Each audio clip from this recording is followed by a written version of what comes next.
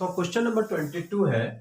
Question ये है कि एक लाइन है जो वाई एक्सिस और एक्स एक्सिस को पॉइंट P और पॉइंट Q पर इंटरसेक्ट करती है और इस लाइन का मिड पॉइंट R है जिसके कोऑर्डिनेट 2 और 5 है।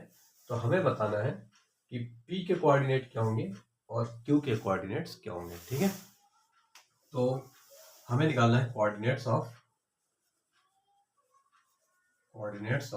P and Q।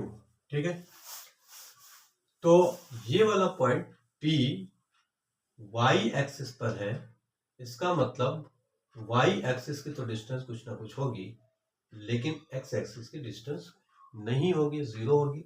X axis की जो डिस्टेंस होती है यानी एक्स कोऑर्डिनेट जो होता है उसको हम एब्सिसा कहते हैं। एब्सिसा जीरो होगा और जो इसका वाई कोऑर्डिनेट होगा यानी ऑर्डिनेट उसको बोलते हैं, वो कुछ ना कुछ होगा, यानी वो डिस्टेंस होगी है कुछ ना कुछ, इसलिए इसको हम वाई ले लेते हैं। इसी तरह से ये वाला जो पॉइंट क्यू है, ये पॉइंट यहाँ पे एक्स एक्सिस पर है, इसका मतलब एक्स कोऑर्डिनेट तो कुछ ना कुछ होगा, इसका एब्सिसा तो होगा लेकिन इसका ऑर्डिनेट जीरो होगा, इसलिए इसके कोऑर्डिनेट होंगे 0, वाई एंड क्यू के होंगे एक्स, जीरो। यानी कि हमें अभी पूरी वैल्यू फाइंड करनी है वाई और एक्स की। तो वाई और एक्स की वैल्यू फाइंड कर लेंगे तो हमें coordinates of P and Q find कर लेंगे। ये मिड पॉइंट दिया हुआ है इसका।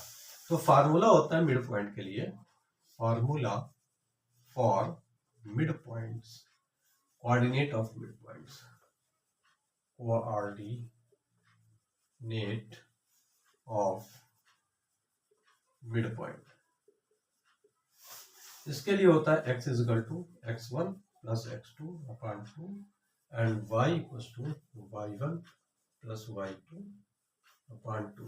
ठीक, तो यहाँ पे अगर हम देखेंगे तो ये x1 हो जाएगा, ये y1 हो जाएगा, ये x2 हो जाएगा, ये y2 हो जाएगा और ये x हो जाएगा और ये हो जाएगा y। ठीक है, तो हम क्या करेंगे, यहां से x फाइंड कर लेंगे, यहां से y फाइंड कर लेंगे। x की वैल्यू कितनी है, 2 है, 2 पुट अप कर लीजिए। x1 की वैल्यू कितनी है, 0 है, प्लस x2 की वैल्यू कितनी है, x है, अपॉन 2। ठीक है, तो यहां से इसको क्रॉस मल्टीप्लाई करेंगे, 2 2 4 equals to 0 plus x equal to x, x equal to 4 आ जाएगा। इसी तरह से इसके अंदर y की वैल्यू पुट अप कर लेंगे, तो y की वैल्यू कितनी है, y की वैल्यू है 5। ओके, तो 5 इक्वल्स टू y1 कितना है, y1 है y प्लस y2 कितना है, y2 है 0 और अपॉन 2, हो जाएगा 2 5 10, 10 इक्वल्स टू y। ओके, तो कोऑर्डिनेट ऑफ p 0, y की वैल्यू 10 है, ये हो जाएगा, एंड कोऑर्डिनेट ऑफ q के कोऑर्डिनेट्स क्या है, x की वैल्यू है 4 0। So this will be the answer. Okay, coordinates. ठीक है, तो ये हो गया क्वेश्चन नंबर 22। नेक्स्ट क्वेश्चन देखते हैं।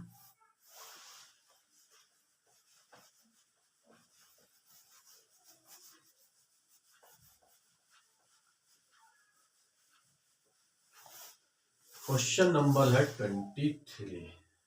ठीक है,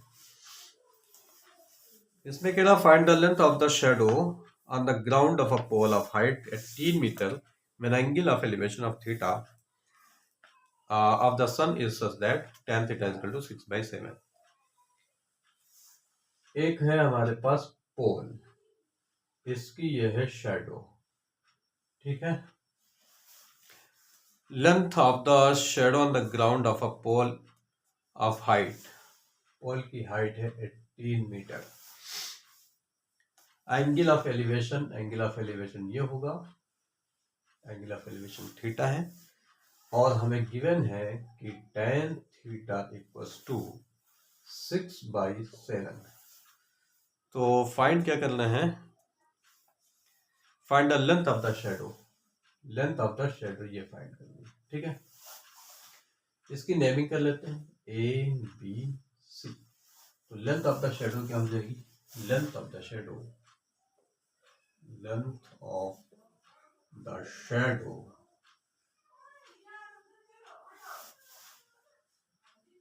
इक्वल्स टू ए बी, ये ए बी हो जाएगी, ठीक है।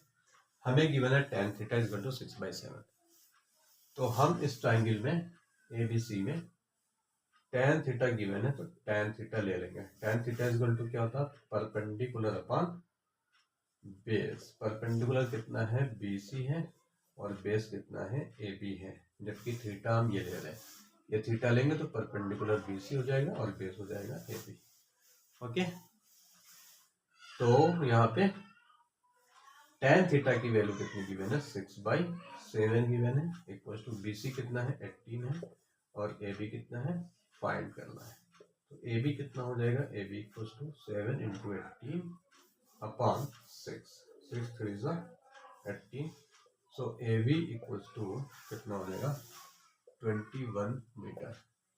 सो the distance of the shadow, length of the shadow will be 21 metre. Okay, बहुत सिंपल क्वेश्चन था। नेक्स्ट देखते हैं।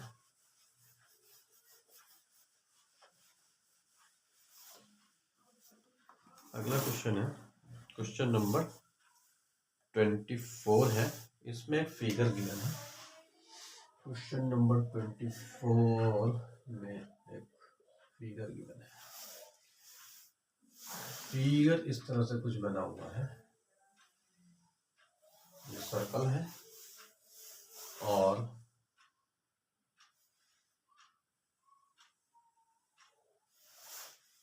एक लाइन इस तरह से ड्रा की गई है और एक इस तरह से ये टेंजेंट और इसको ज्वाइन किया गया है, ठीक है। ये पॉइंट है ए, ये पॉइंट है बी, और ये पॉइंट है पी, ये पॉइंट है ओ, ये है सी। ये वाला एंगल गिवन है 130 डिग्री। हमें फाइंड करना है, find the measure of angle APB। Angle APB, APB ये वाला एंगल फाइंड करना है, ठीक है। तो इसको कैसे फाइंड करेंगे, तो देखिए, तो हम क्या करेंगे, सबसे पहले हम ये वाला एंगल फाइंड कर लेंगे। ये वाला और ये वाला एंगल, ये दोनों एंगल लीनियर पेयर बना रहे हैं, ठीक है। तो यहाँ से ये वाला एंगल फाइंड हो जाएगा। तो सबसे पहले इस एंगल को फाइंड कर लेंगे, इसका नाम है AOP। Angle AOP plus angle AOC, angle AOC equals to कितना हो जाएगा, 180। क्यों, because this is linear pair. Okay, angle AOP हमें फाइंड करना है। एंगल AOP प्लस AOC कितना है, 130 degree equals to 180 degree. Then angle AOP equals to 180 degree minus 130 degree. Okay, ये आ जाएगा 50 डिग्री, ठीक। ये वाला जो एंगल होगा, ये एंगल 90 डिग्री होगा। Angle PAO equals to 90 degree. ये एंगल 90 होगा। क्यों होगा, क्योंकि ये टेंजेंट है, PA टेंजेंट है, और ये पॉइंट ऑफ कांटेक्ट है, और ये है radius. Radius to the tangent at the point of contact is perpendicular to the tangent. Okay, ये थ्योरम है, radius of the circle is perpendicular to the tangent at the point of contact, ठीक। इसलिए ये 90 degree हो जाएगा। यहाँ पे लिख सकते हैं radius radius of the circle is perpendicular to the tangent at the point of contact. ठीक. So in triangle APO, angle APO plus angle PAO plus angle AOP equals to 180 degree. This is angle sum property of triangle. ठीक. APO कितना है? APO find करना है. Angle APO find करना है plus PAO ये 90 degree है plus AOP 50 degree है equals to 180 degree. Okay. Angle APO equals to 180 minus 95 40 140 equals to 40 degree. ठीक. तो APO 40 डिग्री फाइंड हो जाएगा. ठीक. नेक्स्ट देखते हैं.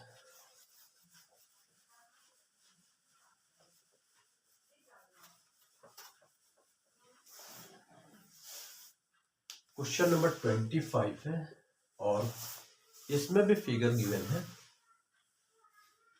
इस तरह से एक ट्राइंगल है और इस ट्राइंगल का नाम है ABC. इसमें एक पैरेलल लाइन ड्रा की गई है जिसका नाम है DE. इसका नाम है DE. ये वाली साइड है X, ये है X माइनस 2. ओके. एंड ये वाली है X प्लस 2 और ये वाली है X माइनस 1.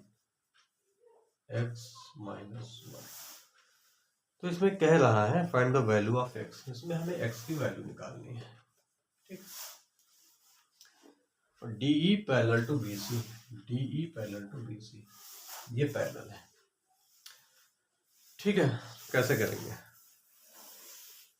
ये इसके पैरेलल है और AD X गिवन है, DB X माइनस 2 है, AE X प्लस 2 है एंड EC X माइनस 1 है. ये इसके पैरेलल है. तो इसमें क्या करेंगे? BPT यूज करेंगे. ठीक है. Basic proportionality theorem. Basic proportionality theorem क्या कहती है कि किसी भी ट्राइंगल में किसी साइड के पैरेलल अगर कोई लाइन ड्रा की जाती है, ठीक है, तो ये लाइन जो पैरेलल ड्रा की जाती है ये ट्राइंगल की साइड्स को सेम प्रोपोर्शन में डिवाइड करती है. ओके. यानी हम ये कह सकते हैं if a line is drawn parallel to any side of a triangle then this line divides the sides of the triangle in same proportion. ठीक है. So by BPT क्या हो जाएगा? AD by BD equals to AE by EC. ठीक. यहाँ पे values put up कर लेंगे और ये फाइंड हो जाएगा. AD की वैल्यू कितनी है? AD की वैल्यू है x बाई. BD की वैल्यू कितनी है? x minus 2 equals to AE की वैल्यू कितनी है? x प्लस 2 अपॉन EC की वैल्यू कितनी है? x minus 1. क्रॉस मल्टीप्लाई कर लेंगे. ठीक है. तो x minus 1 equals to x minus 2 and x plus 2. यहाँ पे इसका ब्रैकेट ओपन करेंगे. X square minus x equals to ये a minus b a plus b equals to a square minus b square. ये आइडेंटिटी होती है. इसमें apply कर लेंगे. एक्स स्क्वायर माइनस 4 हो जाएगा. ठीक. तो हो जाएगा ये एक्स स्क्वायर कैंसिल कर देंगे तो आ जाएगा माइनस एक्स इक्वल टू -4। ठीक है, तो minus minus cancel, so x equal to 4, ये हो जाएगा एक्स की वैल्यू। ठीक है, समझ के।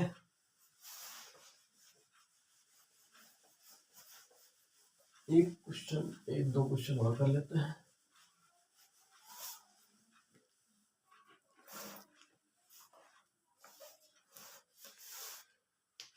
इसमें बी, इसका बी सेक्शन है, बी पार्ट है, और में दिया हुआ है। इसमें ये कह रहा है ये ट्रेपेजियम है, इस तरह से एक ट्रेपेजियम बना हुआ है। ठीक है, एक ट्रेपेजियम है इस तरह से, और ये डी है,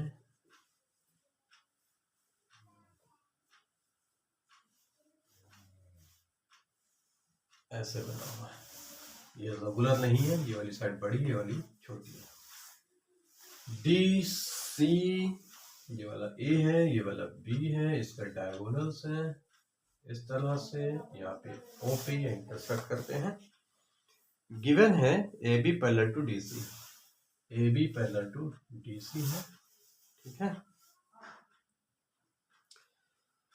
तो हमें शो करना है, टू शो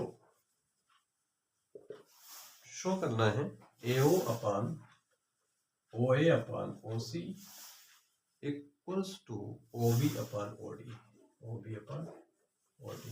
ठीक है, ये हमें शो करना है। तो इसके लिए क्या करेंगे, OA ये हो गई, OC ये हो गई, OB ये हो गई, OD ये हो गई। ठीक, इसके लिए क्या करेंगे, इसके लिए हम क्या कर सकते हैं, इसके लिए अगर ये ट्रायंगल लेते हैं सपोज DCA, और इसमें बेसिक प्रोपोर्शनलिटी थ्योरम अप्लाई करते हैं, तो इसके लिए हमें करना ही होगा कि यहाँ पे एक पैरेलल लाइन ड्रा करनी होगी। ये हमने पैरेलल लाइन ड्रा करनी है। ठीक है, तो कैसे प्रूफ करेंगे, प्रूफ करते हैं। तो सबसे पहले क्या करेंगे, draw EO parallel DC, EO parallel to DC। ठीक है, ये कर लेंगे। फिर ये ट्रायंगल ले लेंगे DCA, in triangle DCA EO parallel to DC। ये जब EO पैरेलल टू DC है तो ये साइड्स क्या होंगी, प्रोपोर्शनल हो जाएंगी। DE upon EA equal to OC upon OA, ये हो जाएगी। ठीक है, ये हो जाएगा DE upon EA equal to OC upon OA। ठीक, इक्वेशन नंबर 1 कर लेते हैं। ये लाइन इसके पैरेलल है, ये लाइन इसके भी पैरेलल है। इस वाले ट्रायंगल में अगर हम देखेंगे, इस वाले ट्रायंगल में, ठीक है, इस वाले ट्रायंगल में ये ट्रायंगल ले लेंगे DAB। तो इन ट्रायंगल DAB इसमें देखेंगे तो EO पैरेलल किसके हैं, AB के हैं। ठीक, EO पैरेलल टू AB के हैं, तो इसमें भी ये साइड्स क्या हो जाएंगी, प्रोपोर्शनल हो जाएंगी, यानी कि DE upon EA equals to क्या हो जाएगी, OD upon OB, equation number 2। अब इक्वेशन नंबर 1 और 2 को कंपेयर करेंगे। कंपेयरिंग इक्वेशन नंबर 1 एंड 2, यहाँ पे DE अपान E है, यहाँ पे भी DE अपान E है। LHS सेम है तो RHS भी क्या होगा, सेम होगा। Okay, so it will become now OC upon OA equals to OD upon OB।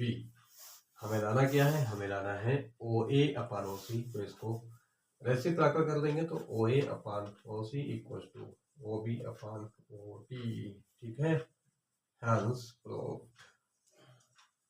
Okay, इस तरह से ये हो जाएगा, ठीक है।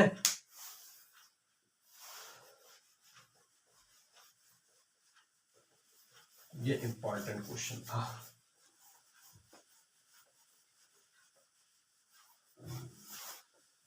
नेक्स्ट कर ले। Find the ratio in which the line segment joining the points A 6, 3 and B -2 -5 is divided by x axis। एक लाइन है, ये question number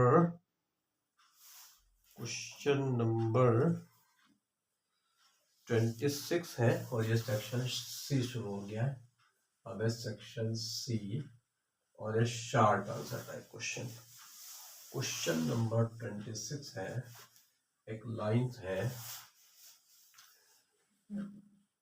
find the ratio in which the line segment joining the points A and B, A के coordinate क्या है 6, 3 and B के हैं -2 -5, ठीक है। Find the ratio in which the line segment joining the points A and B is divided by x axis। ये line x axis से divide हो रही है, x एक्सिस इसको डिवाइड कर रही है। तो x एक्सिस डिवाइड कर रही है तो किस रेशो में डिवाइड कर रही है, मान लेते हैं कि x एक्सिस यहाँ पे इसको कट कर रही है और रेशो मान लेते हैं k एंड 1 का रेशो मान लेते हैं। ओके, तो क्या हो जाएगा, अब ये x एक्सिस से डिवाइड हो रही है, इसका मतलब इसका एब्सिसा तो कुछ ना कुछ होगा, लेकिन ऑर्डिनेट इसका क्या होगा, 0 होगा, ठीक है। यानी कि ये जो पॉइंट आएगा ये जगह x, 0, ठीक। तो किस रेशो में डिवाइड हो रहा है, इसके लिए ये रेशो हम ले लेते हैं, तो ये हो जाएगा m1 एंड ये हो जाएगा m2। अगर कोई लाइन x एक्सिस या y एक्सिस से डिवाइड होती है किसी m1 और m2 के रेशो में, तो इसके लिए फार्मूला होता है x m1 x2 plus m2 x1 upon m1 plus m2 and y equals to होता है m1 y2 plus m2 y1 upon y1 plus y2। So this is the formula, ठीक। हमें क्या करना है, हमें यूज करना है ये वाली वैल्यू 0 यहाँ पे ले लेंगे, क्योंकि यहाँ पे y की वैल्यू 0 है तो ये वाला फार्मूला यूज कर लेंगे, ठीक है। इसमें पुट अप कर लेते हैं, y की वैल्यू 0 होगी, ये हो जाएगा x1 और ये हो जाएगा y1, ये हो जाएगा x2, ये हो जाएगा y2। m1 की वैल्यू क्या है, k है, y2 की वैल्यू कितनी है, y2 की वैल्यू है -5 प्लस m2 की वैल्यू कितनी है 1 इंटू y1 की वैल्यू कितनी है, y1 की वैल्यू है 3 और अपॉन y1 प्लस y2, तो y1 की वैल्यू कितनी है 3 है प्लस y2 की वैल्यू कितनी है -5 है, ठीक। तो इसको कैसे सॉल्व करेंगे, ये सब मल्टीप्लाई होगा जा करके, ये जितना भी आएगा ये 0 से मल्टीप्लाई हो जाएगा तो 0 ही आ जाएगा। 0 is equal to -5k plus 3, okay. तो इसको ट्रांसपोज कर लेंगे इस साइड, तो आ जाएगा 5k is equal to 3, so k is equal to 3/5, so the ratio will be 3:5, ठीक है। यानी x एक्सिस इस लाइन सेगमेंट को 3:5 के रेशो में कट करेगी, ठीक है।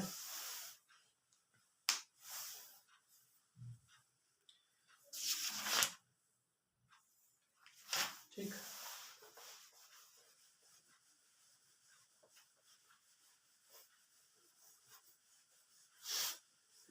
नेक्स्ट क्वेश्चन है, find the HCF and LCM of 26, 65 and 117 using prime factorisation. तो ये अभी क्वेश्चन नंबर 21 में देखा गया है, बताया था कैसे होगा, तो उसे कैसे कर लेंगे। नेक्स्ट क्वेश्चन देख लेते हैं 27 का बी पार्ट। 27 का B part, prove that under root 2 is an irrational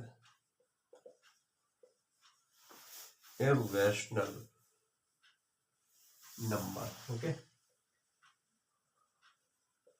ये बहुत इंपॉर्टेंट क्वेश्चन है। अंडर रूट 2 इरेशनल है, ये प्रूव करना है।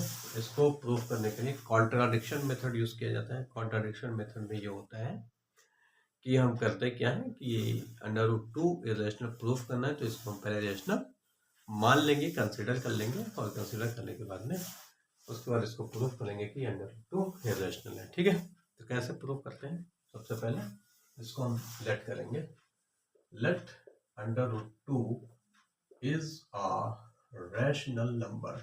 ओके, ठीक। अगर ये रेशनल नंबर है तो इसको हम p बाई क्यू के फॉर्म में लिख सकते हैं, है ना, जहां p और q दोनों क्या होंगे, इंटीजर्स होंगे, और q will not be equal to 0। Rational number कहते हैं किसको है? A rational number is a number which can be represented in the form p by q where p and q both are integers and q is not equal to 0. such type of number is called rational number। so इसको अगर हमने rational माना है तो इसका मतलब इसको हम p by q के फॉर्म में लिख सकते हैं।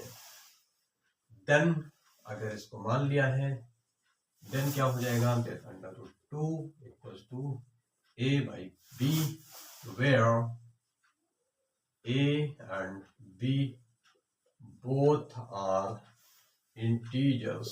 okay, integers and co-prime।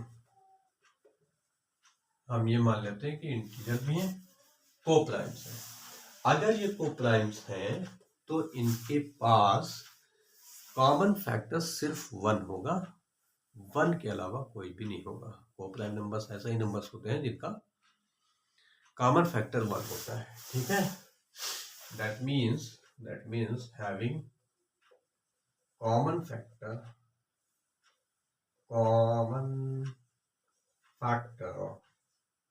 1। ठीक, अब क्या करेंगे? स्क्वायर कर लेंगे बोथ साइड का, स्क्वायरिंग बोथ साइड्स। स्क्वायर कर लेंगे तो ये 2 हो जाएगा, ये हो जाएगा a square upon b square. Cross multiply करेंगे तो 2b square is equal to a square हो जाएगा। ठीक है, या हम ये कह सकते हैं कि b square is equal to a square by 2। यहाँ हम क्या देख रहे हैं कि a square is divided by 2। Here we see that a square is divided by 2 is divided by 2, so a will also be divided by 2। ठीक, अगर a square 2 से डिवाइड हो रहा है तो a भी 2 से डिवाइड होगा। ये थ्योरम है। If square of any number is divided by 2 then the square root of that number will also divided by 2। means any number, 2 नहीं कोई भी नंबर हो सकता है कि अगर a स्क्वायर 2 से डिवाइड हो रहा है तो a भी 2 से डिवाइड होगा। a स्क्वायर किसी भी नंबर से डिवाइड हो रहा है तो a भी उसी नंबर से डिवाइड होगा। ठीक है, तो ये मिल गया हमको। इसके बाद हम क्या करेंगे? इसके बाद हम ये करेंगे कि a इक्वल्स टू 2c हम कंसिडर कर लेंगे। हमने देखा कि a डिवाइड हो रहा है 2 से, तो a को हम 2c मान लेंगे for any integer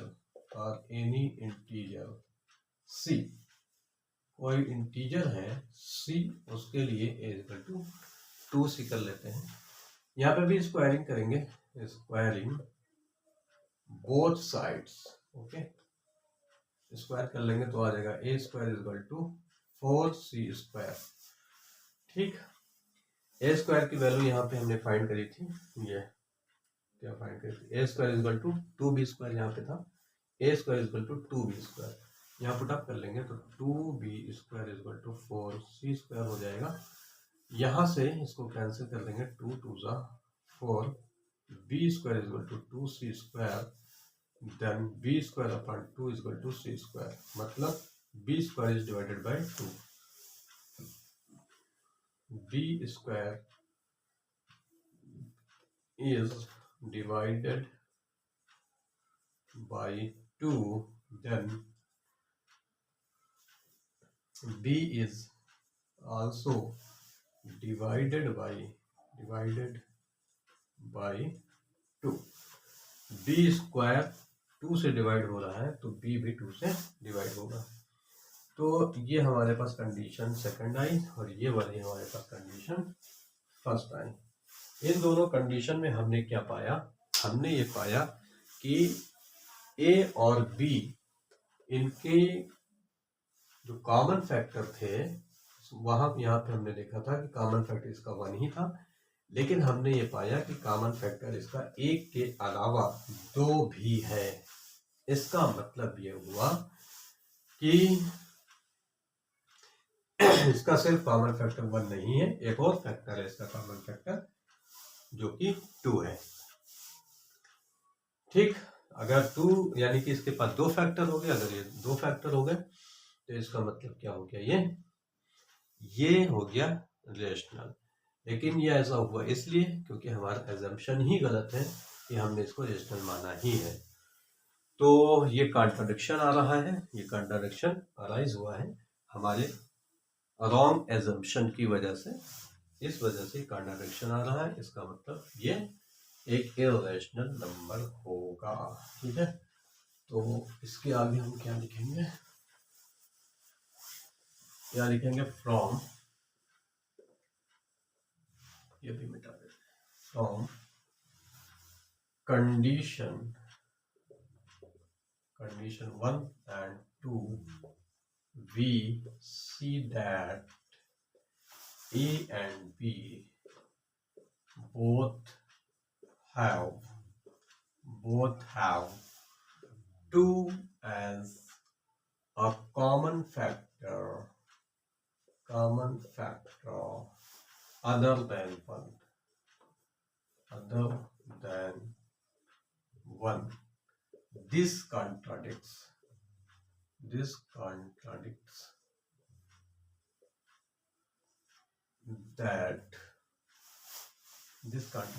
that under root 2 is this contradicts, ये लिख सकते हैं, this contradicts our this contradiction लिख लेते हैं, this contradiction has arisen due to our wrong assumption.